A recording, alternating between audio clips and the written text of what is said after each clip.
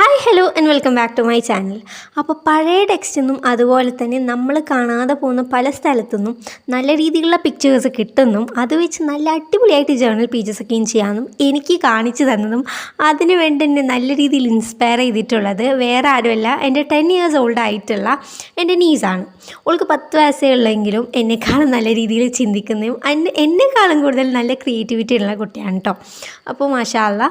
അപ്പോൾ ഇന്ന് ഓളുടെ കൂടെ ഉള്ളൊരു ഡേ ആണ്, അതായത് എൻ്റെ ഇത്താൻ്റെ ഇത്താൻ്റെ വീട്ടിലുള്ളൊരു ഡേ ആണ്. സോ ഓളുടെ കൂടെ ഇരുന്നിട്ട് ഓള് പഴയ ടെക്സ്റ്റിൽ നിന്നൊക്കെയും പിക്ചേഴ്സൊക്കെയും കളക്ട് ചെയ്ത് ഞങ്ങൾ രണ്ടുപേരും ഓരോരോ ജേർണൽ ഉണ്ടാക്കിയിട്ടുണ്ട്.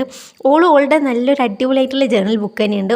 ഉമ്മ ഓൾക്ക് ഗിഫ്റ്റ് ചെയ്തൊരു ബുക്കാണ്. അത് അവൾ ഇതുപോലത്തെ പേജ് നല്ല ജേർണലൊക്കെ ആക്കിയിട്ടുണ്ട്. അപ്പോൾ ഞാൻ ഓളുടെ കൂടെ ഇരുന്ന് ഒരു A4 ഷീറ്റിൽ ഉണ്ടാക്കിയിട്ട് അത് വീട്ടിൽ വന്ന് എൻ്റെ ജേർണലിൽ ഒട്ടിച്ചെടുത്തിട്ടുണ്ട്.